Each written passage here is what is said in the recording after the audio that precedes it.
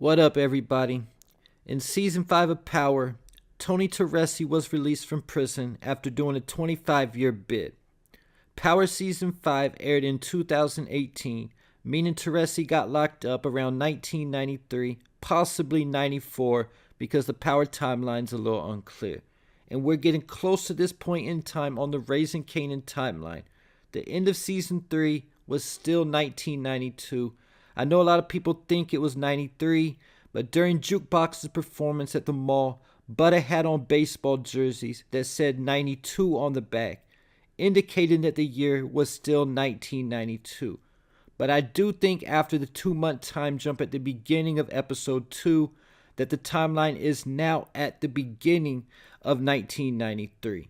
This means that there's going to be a major RICO case involving the Italian Mafia coming soon, because it was said that Teresi led the hit squad for the Mosconi crime family, and at the time Teresi got locked up, the entire crime family also got arrested. They were all tied into a RICO case, and it was said that Teresi was the only person who didn't snitch, that all the other ones snitched and took tickets to Arizona, meaning they're somewhere in Arizona under federal protection in WITSEC. And right now on the current Raising Kanan timeline, there's already a federal investigation into the Italian Mafia. Stefano said, going all the way back to the beginning of Season 3, that he got it from a reliable source that the feds were listening into a bunch of their spots. And this was why Agent Tanner and the rest of the FBI was on the scene in Season 3, investigating after what happened at the end of Season 2. Even taking Stefano into custody at one point on a bogus exotic fish charge. Then in Season 4, Episode 2, it was said that the feds deaded their investigation into what happened to Howard and Ronnie because they were only interested in the Italian Mafia and organized crime. Andre Barnes even told Rock that the feds were willing to offer her a get-out-of-jail-free pass that was a standing offer, and were willing to even compensate her substantially financially if she were willing to give them information on Stefano Marchetti.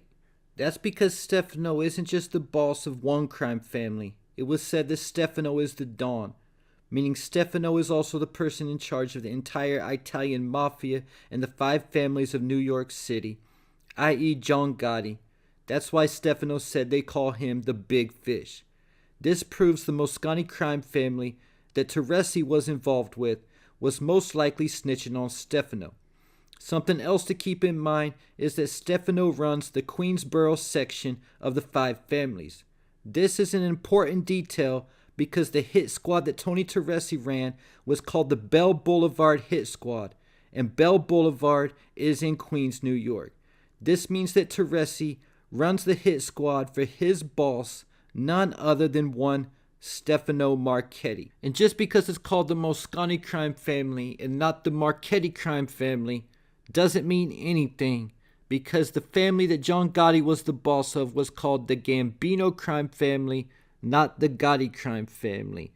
And there's also several parallels between Stefano and John Gotti, one being that Gotti primarily operated out of the Bargain Hunt and Fish Club in Queens, just like Stefano operates out of a fish shop. So just like I've said in other videos, that Raising Kanan isn't a true story, but it is inspired by the times. And Stefano's character is clearly inspired by John Gotti, just like Unique's character is inspired by Supreme McGriff.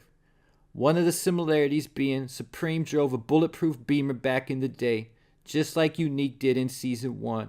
And he also drove an all-white Beamer at one point, just like Unique's going to be driving when he gets back on his feet later in Season 4.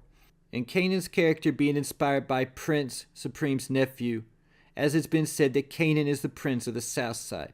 And also how the photo with Snaps and Ronnie from Season 3 was inspired by a photo of the Supreme team in real life.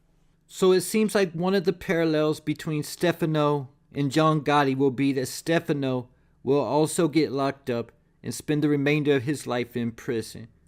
Getting me to the question, did Rock end up snitching just like all the members of the Mosconi crime family did? And is Rock currently alive somewhere in WITSEC on the current Power timeline? One problem she could face if RICO cases start dropping on Stefano, his crew, and his associates is that her lawyer, Andre Barnes, is now dead. And Andre Barnes was the one who had all the connections. So if Rock gets thrown in with this RICO case, which I think she most likely will, she'll be facing some serious charges at first, with no idea of who to contact to use that get out of jail free pass. But I think Andre Barnes' contacting the FBI will eventually find Rock and offer her that get out of jail free pass for snitching on Stefano, and she'll take it. Because she told Andre Barnes that it was good to know when he told her all that. And when it comes down to it, do we really think that Rock will show loyalty to Stefano and choose to go to prison herself instead of snitching when she has an entire get out of jail free pass? Keep it in mind that Rock was already a CI for Howard back in the day and likely gave him some kind of information that led to DEFCON getting locked up. So snitching wouldn't be anything new for Rock. She also snitched on one of Unique's shipments in Season 1. And now it could be her facing life in prison if she doesn't snitch. So she's probably gonna snitch again, especially if she can provide them some kind of information that leads to an arrest where she doesn't even have to testify in court. Then this would also explain why there were contrary reports concerning Rock and OG Power. In Season 2, Kanan told Ghost and Tommy that he went to see his moms, then went straight to the penthouse to see them after. But when Kanan died, it was said on the news report that he had no known living next to kin. I think the clue here was in the detail, how the reporter said he had no known next to kin, the key word being known. This could be because Rock is in WITSEC somewhere and her identity is sealed. This would also explain why Rock wasn't in Sean's life and why no one gave Kanan a memorial after his death. A few weeks ago, I talked about the possibility of Rock being in prison and getting released 30 years later on the current Power timeline. With everything that's going on right now in Raising Kanan, I think that this is even more of a possibility now, except the fact she's probably not in prison. She's probably in Arizona or somewhere in WITSEC. This is what makes the most sense to me. But the question to ask, if this does happen, who will be the first domino to fall?